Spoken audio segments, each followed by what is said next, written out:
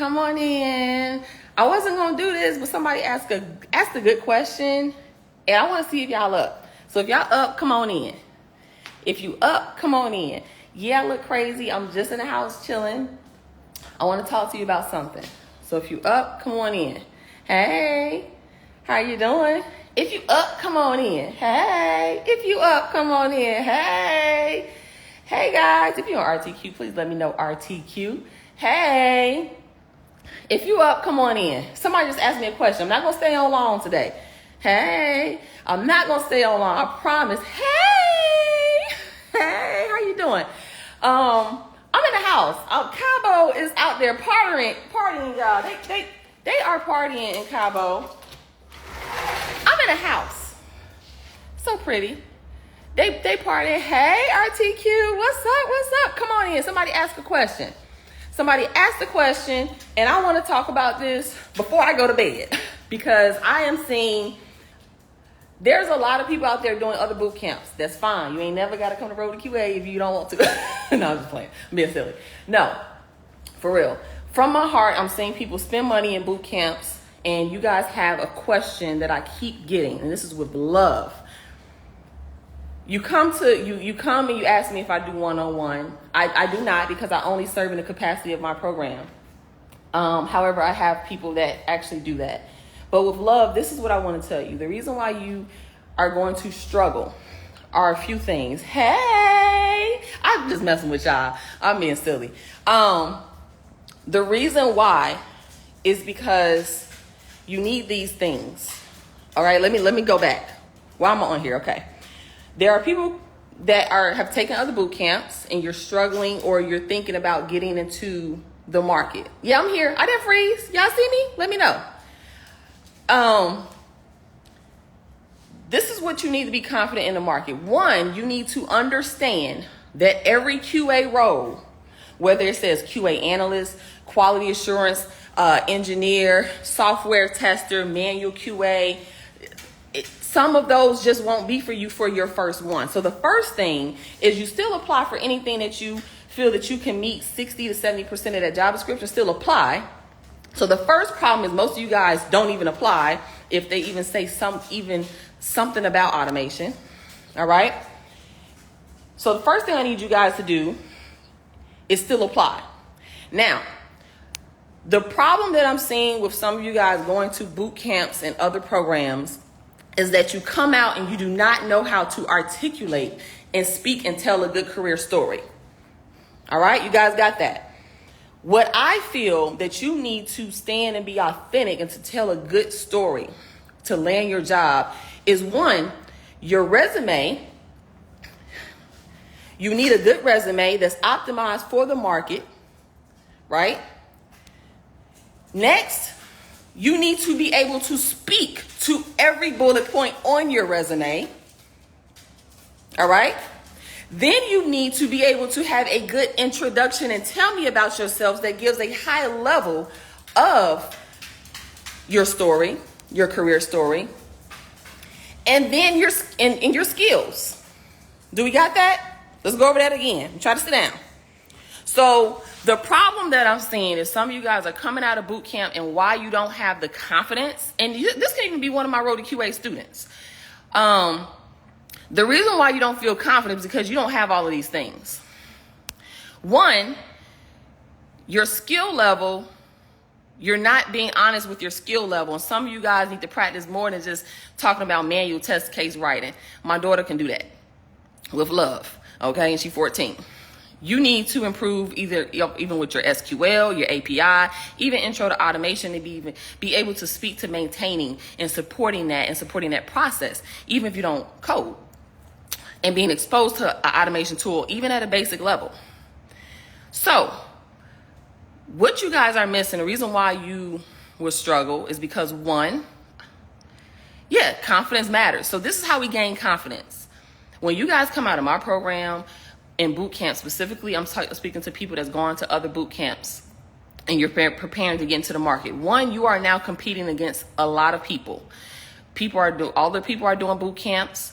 And then on top of that, you have the economy and layoffs and things that's happening, right? So you're competing against more people. So your skill set and your position is going to matter also because you're competing against more people. Now, what you need to be confident is, one, you need a resume that's optimized for the market. Two, you need to be able to speak to every bullet point on your resume. Three, you need to tell a good career story. And four, you need skills. Now that should go first, right? So first you need the QA skills. Second, you need your resume optimized with those skills and keywords. Third, you need to be able to speak to every bullet point on that resume. And fourth, you need to be able to introduce yourself and tell a good career story. Let's talk about telling a good career story. I won't stay on here all night. This is how I feel you can tell a good career story. Is you being able to speak to, you have to decide. I don't tell my students how, and I'm actually updating this module now. But you have to choose what your positioning is. So either you're going to tell a story, I am a newbie to this. I've been learning and I took a boot camp. Give me a chance. Here's what I know. That's one way. The next way is I haven't exactly had a QA role, but I've done some QA responsibilities and I have high transferable skills. I can do the job. And here's where I'm at. The third way is you actually can speak to more direct QA experience, like you've been doing QA the whole time. And you can speak in high scenario answers and put yourself from the perspective of like you've been doing QA the whole time. Do we got that? I need to say that again? Let me know. Do I need to say that again? These are the three ways that you can tell a good story. So in order for you, when you come out of a boot camp or road to QA, in order for you to have confidence, you got to know these things. So you can take and get all the knowledge in QA all day long. You can learn the skills and the tools, but in order for you to be confident, sorry, the dog running around. In order for you to be confident, this is what you need. And I'm going to go back over everything. You need, I'm saying off the top of my head, so let me know if I missed something again. You need the skill that you learn. You need the skill that you learn. You need your resume that's optimized with the skills and to compete in the market. Then you need to be able to speak to every bullet point on your resume. And then you need to be able to speak and tell a great introduction or a good career story when you're going for the interview or introducing yourself. You need all of those things. In order for you to be confident, I'm going to say it one more time, then we're going to go back into what different career positions you can sit in. In order for you to be confident after you come from a boot camp, you need the skills which you're learning. You need the bullet point. Thank you. Who wrote that down? Thank you. Thank you. You're welcome. Let's go. Let's do this again. Thank you. Hold on. That Pursley. Thank you. Let's try this again. In order for you to be confident, once you come out of boot camp as a QA, you need the skills that you learn. You need a resume that's optimized. You need to be able to speak to that resume and every freaking bullet on it from a scenario or a project base. And thank you. And then you need to be able to tell a great introduction or a great career story. Do we have that? Now let's go into the three different ways. I can't count. 3 different ways that I feel you can tell a good career story. You have to choose. I'm not going to tell you which one to choose. Not even my students. But you have to choose. When I learned QA, I learned to be very good at putting myself, because I came from a customer support, but more technical support role, right? And because I worked on technical support, I worked on programs and applications. Yes, use the STAR method, but I worked on programs and applications where once I actually learned QA, I was actually able to take what I did and put it in scenarios as if I actually was doing QA. So then when I got into the market, I was able to speak like I've been doing QA, not technical support, because I focused on me positioning my resume and my story from a program, application, software scenario. Do we have that? Which also allowed me to get higher paying jobs even as my first one. because I didn't show up as just new. I showed up as if I've been doing QA for a longer time span. I just took the new knowledge and I put some sprinkles on top, and I was able to tell a good career story. Here's 3 ways you can tell your story. You got to choose. Now, also the story you tell is also how you compete in the market. How you compete in the market is also the level of skill set with QA. All right? So, here's 3 ways. We'll do this again. First, you can position your resume and your career story like, I am new. I have been doing this, but now I learned QA and I took a program, or I did this, or I did an internship, and I'm applying to this job. Give me the job. Now, the sprinkles, right? Now, the second way, so the first way you can tell a career story is as a newbie pivoting, making a career pivot. You now have the skills and you're saying, I'm confident I can do the job based upon what I've learned, even though I'm making a career pivot. The next way is the middle way, which I say is more authentic and more also you're competing better, is that you tell a story from your work experience with high transferable skills, and also still being able to maybe talk about what you've learned and what you've gathered and any programs you took or skills you gathered from QA. But you're doing it more from a high transferable position versus a newbie. So a newbie way is like, I'm new, I learned this. I've never ever had a QA job or done any type of QA responsibility, but I've learned this skill here and now I'm applying. The second way is I've had work experience, but I have done and performed some QA transferable responsibilities and skills and things and roles. So, and I also have knowledge of QA now. I can do the job. The third way is then going to say, I actually have been working, but in all of my jobs, I have a lot of direct experience with QA roles and responsibilities. That's more of a senior positioning. Now, you have to choose whether you're going to position as a newbie, as more transferable skills, or very direct QA experience from your previous jobs. Do we got that? Does that make sense? Let me know if that's making sense. It's 19 of y'all on here right now. So let me know if that's making sense right now. You have to decide what story you're going to tell. The transferable way is cool because you actually did those things. Yeah.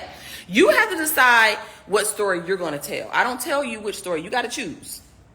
But in order for you to be confident in the market, you have to choose your way. Now, when you choose your way, you then have to tell the story of your level of competency with that skill. You're welcome. So now you can, this is the thing, you can have someone who's been in QA for 8 years, but have only done manual QA.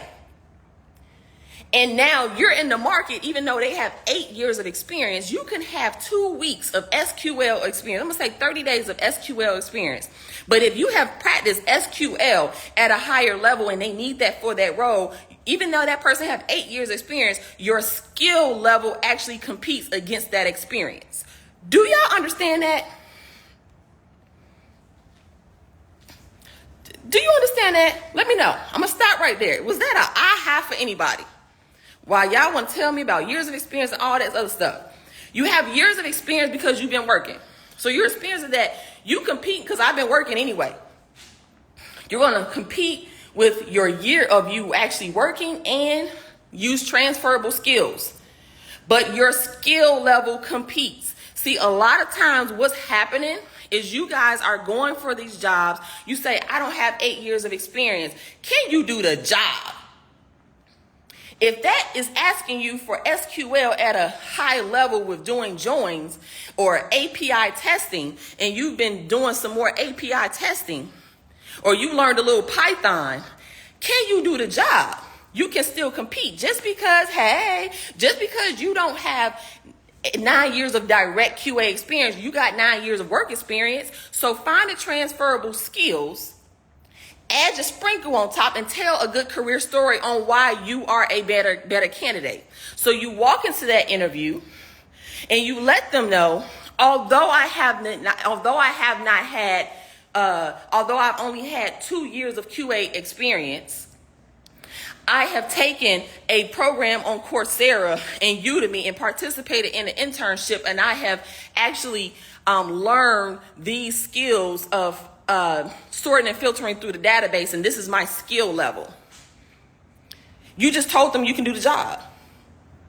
Now the next thing is going to be when they ask you, so tell me about a time when you used SQL and you did this for a company. Well, even if you haven't done it, how you show confidence is you then say, although I actually haven't done it directly in a role, but I've done it on this project, or here's how I will approach it. You're still telling them, although you haven't done it, you understand how to perform it and how to execute it. See, a lot of times y'all stopping at, you look at the years experience, you look at this saying automation, you don't even try. Do we got that? Let me know. I don't want to stay here long because I know I talk long. I don't want to stay here long because I talk long. So I see somebody beeping in asking me a question, but before I do that, let's make sure I got this. So we're gonna wrap this up. Because if I don't do nothing else tonight, I need y'all to understand this. We talked about really quickly. What did we talk about? In order to be confident, after you come from my program or a boot camp, in order for you to be confident, here's what you need. You need the skill, which you're going to get, whether you went to a boot camp, did my program, you're practicing on your own, you're going on Udemy, YouTube, whatever you do, you need a skill set. Manual testing, front-end testing, mobile testing, SQL, database testing, using Postman, Catalan, Selenium, if you're learning Python. Hey, welcome. Welcome to Road to QA. So what you need is you need the skill, then you need a resume that's optimized with the skill and competing in the market. Then you need to be able to speak to every bullet point on that resume from a scenario-based situation, just in case they ask. And then you need to be ready to tell a good career story. Now let's go into the good career story. What makes a good career story? You have to choose. Are you going to tell a story that you are a complete newbie and you've learned QA skills, and now you're going for the job, and then you articulate your competency level? Then the next thing is, so are you going to tell a newbie story, or are you going to focus on transferable experience and find transferable experience with programs, applications, or situations that you've been in, apply it from a QA scenario and how it's transferable, talk about also the skills that you acquire and how you can do your job? Or are you going to sit yourself from a senior level and be able to speak to all your experience, even though you didn't have a direct QA title? Are you going to speak to actually putting your experience in a scenario like all you did was QA, and you actually take what you was doing and actually switch it to QA? Again, I came from experience where I was in technical support, so I was very comfortable with actually speaking from my roles from a QA perspective. Do we got that? That was a lot. Some of y'all might have to watch the replay because I don't want to stay on here long. Okay? Do we have that?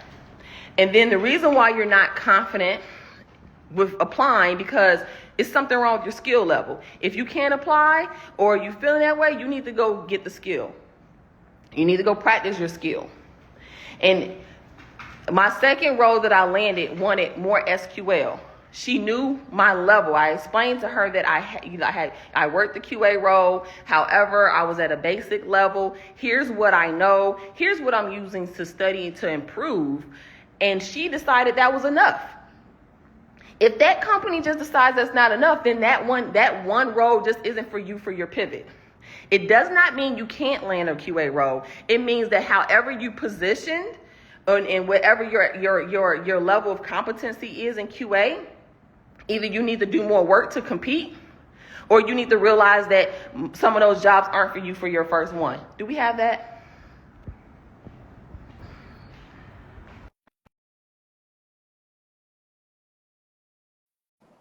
I hope that's helpful.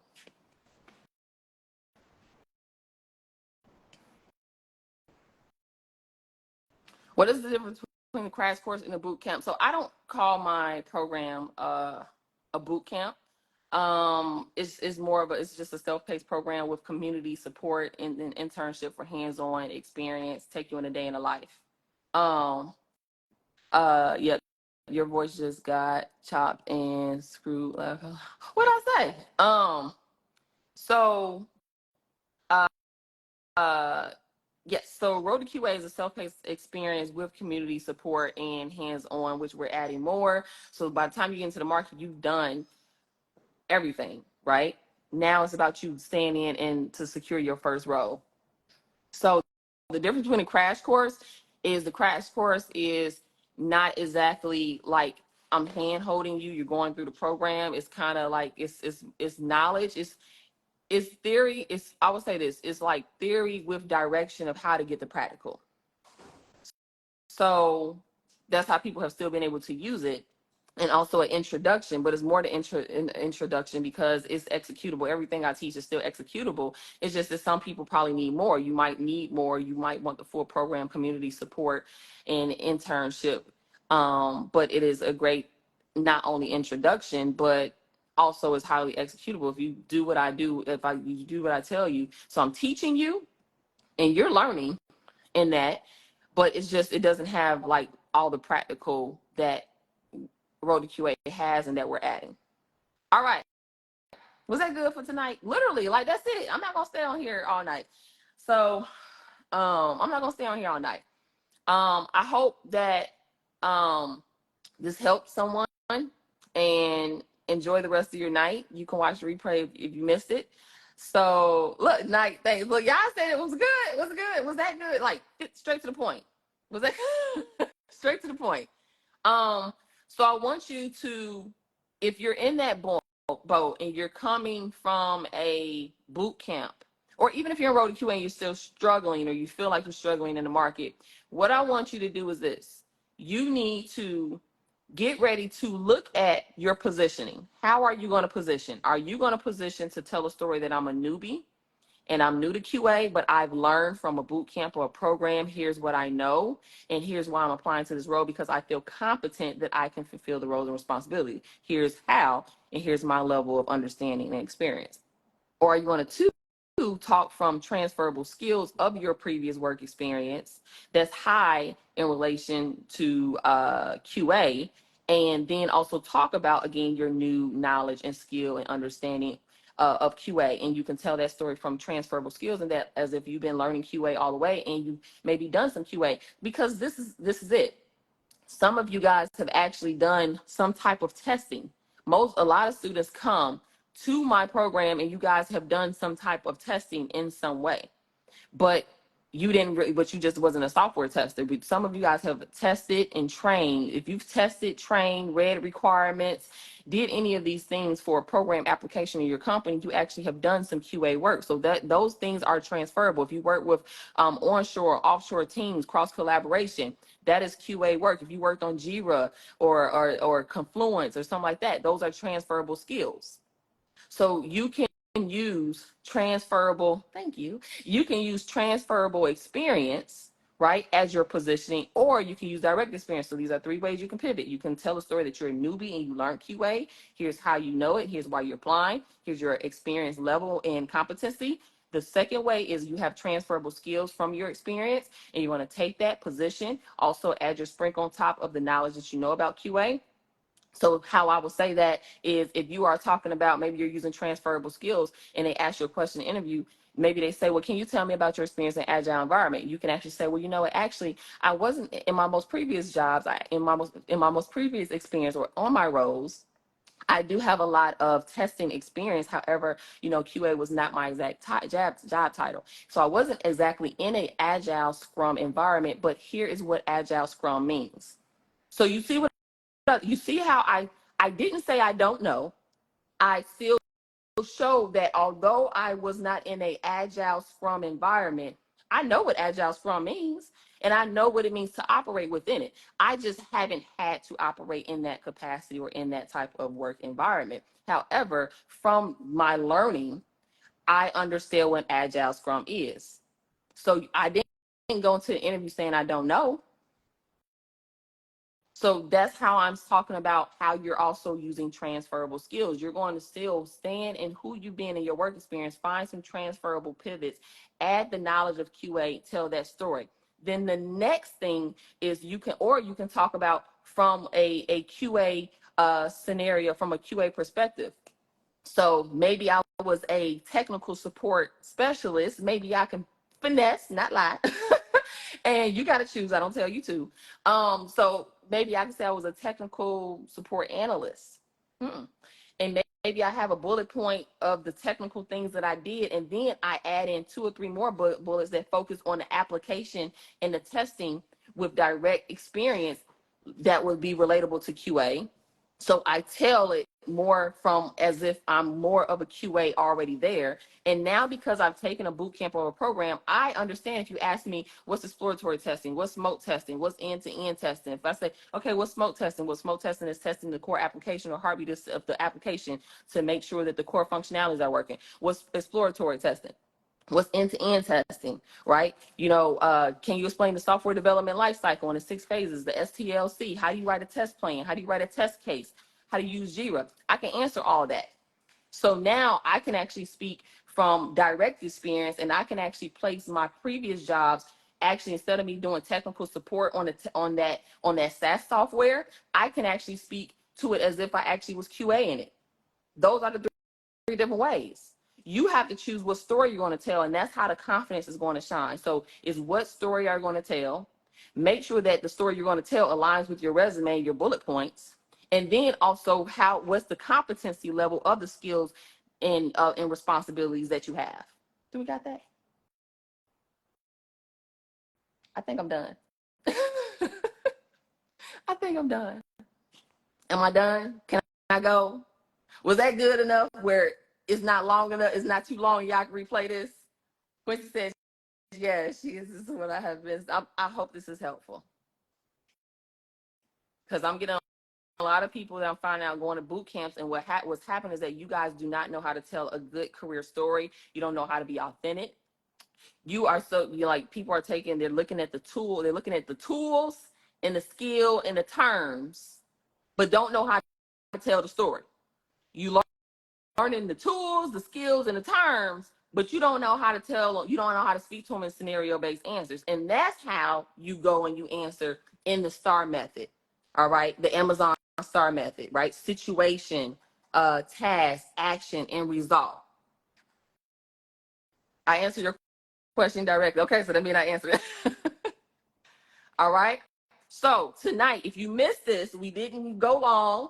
I talked about telling a good career story, your positioning, 3 ways to position. I think we talked about 5, 6, 7 different things. Y'all said it was good. So if you missed this, watch the replay, because I don't want to keep you here all night, and I want you to be able to replay this so fast that you go jot this stuff down. All right. And this is specifically for even my road to QAers, because some of y'all, even if you're in the market, you might still be struggling. I didn't say this was easy, right? But it's possible. But how it's possible is that you have to tell an authentic career story, and you have to be okay with the story you're going to tell. And you also have to be okay with the level of positioning. All right. And you have to it's something else I was going to say. So the position, and you have to realize that every QA role will not be for you for your first role. So you still look at the job descriptions, but if you meet 60 to 70%, apply. Now, if you're saying, they're still asking for more automation, let me tell you something. Like I told you, I got friends that do automation. They don't take less than 120. So 9 times, and then just because they put automation on the job description, that's a wish list. Yeah, if they can get you to write manual testing, do manual testing, and do automation for 80, 90K, that would be a win for them. But automation testers typically are not trying to write no doggone manual testing and do any type of manual testing. So you have to still ask the right questions in your mind and realize, okay, well, if they have this on here, where are they even at to be asking for manual and automation? Who's going to be supporting that? Who's going to be setting up the frameworks, choosing the tools for automation, all of these things? They want you to do that for 80K? No, that's an automation job. So that actually sounds like they probably need you and an automation engineer. I've had students go and land roles that said automation, and then got to the recruiter. Recruiter said, no, they actually don't even need that. What you have is enough, and hired them. I got about 5 different students who they had automation on there and they do not do automation, but they did say they want them to grow to that. And if they was okay with that, then that was fine. Okay. So you have to realize that every QA role will not be for you. And a good starter for roles are UAT roles, user acceptance testing. You know why? Because most of you guys have done user acceptance testing. You know that job you went on and they had to train you on a POS machine. You know that job you worked at and you was working on that system and it stopped working in the middle of you working. You had to put in a ticket, a help desk ticket, a support ticket. You can actually speak from a UAT perspective, and that can be your pivot and your story. And on top of that, those are also good roles to pivot in to for your first QA role is a UAT role. Software testing is not going anywhere, people, but the skill sets and what's needed is what's always changing or where you need to continue to grow. So every company does not test the same. You have companies that maybe you're working on a new project, maybe you're working on a migration project.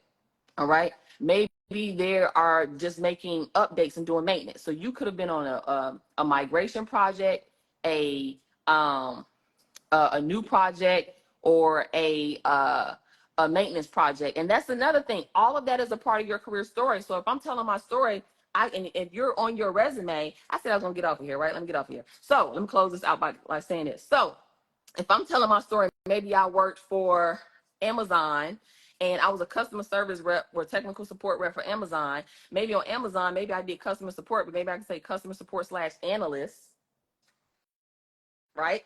And I'm going to tell the career story and I'm going to say, well, on my daily responsibilities, this is what I did, but I'm going to focus on how I actually use the application.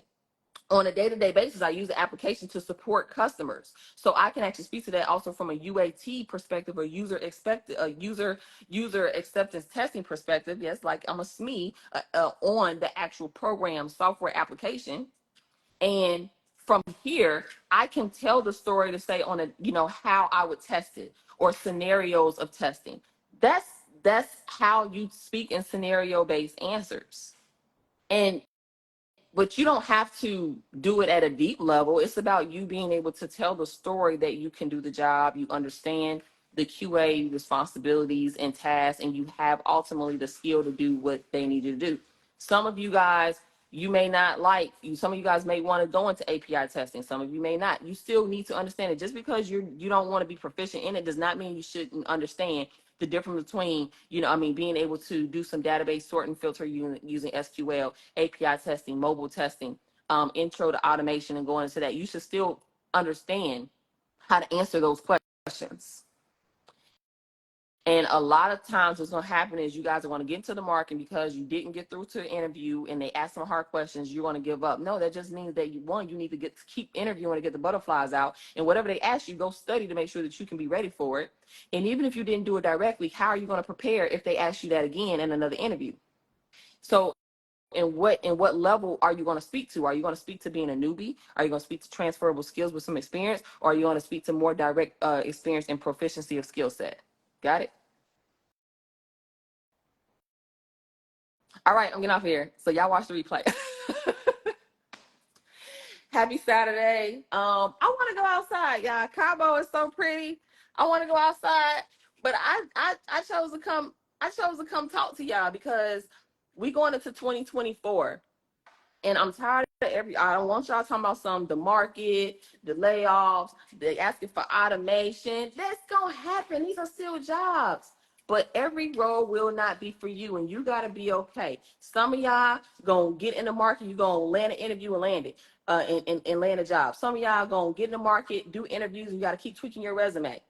Some of you guys gonna get in the market, feel like you failed, and it's gonna take you 8 months. Everybody's story gonna be different. But what you can't do is give up, or at least you shouldn't give up, because it's absolutely possible.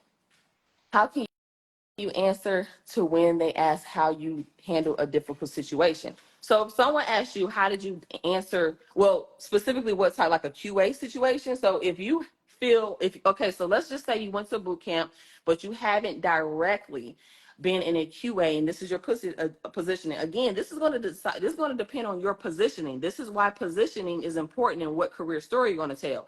If you're going to tell a career story that you've been doing QA or you've had some direct QA responsibilities all these years, then your answer should be very direct to speak to saying, well, in this situation, I did this. So that means in the back of your head, you should already have for whatever job.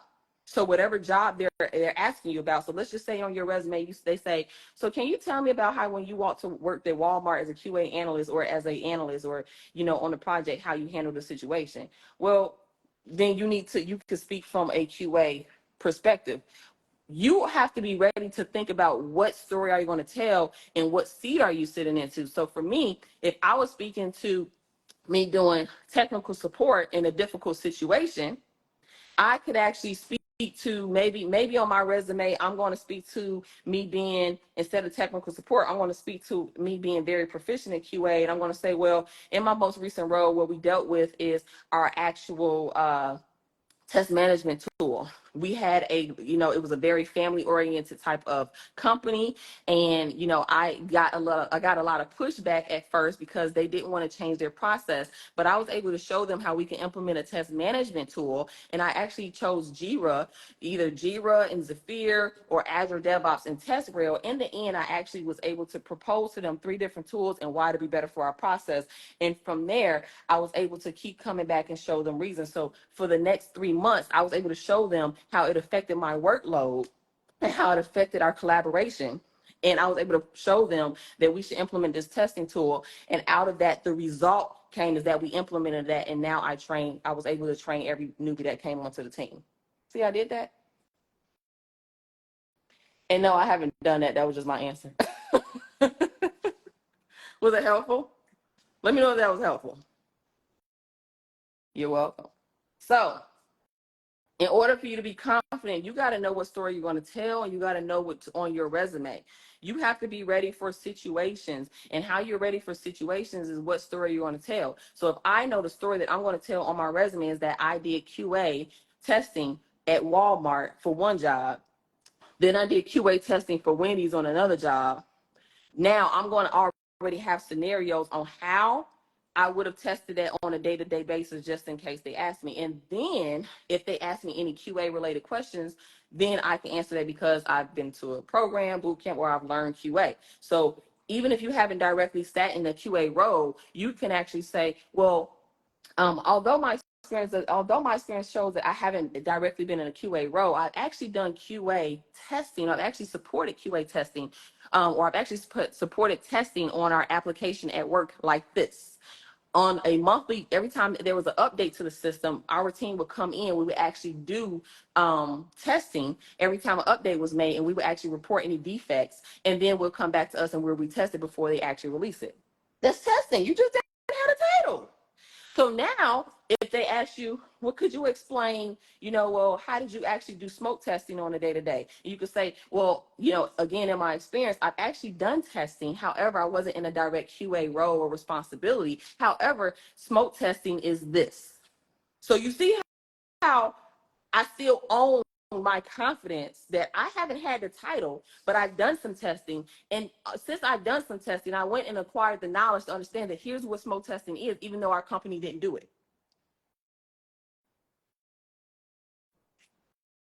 Okay. All right. I'm gonna stop right there. I promise I'm gonna stop right there.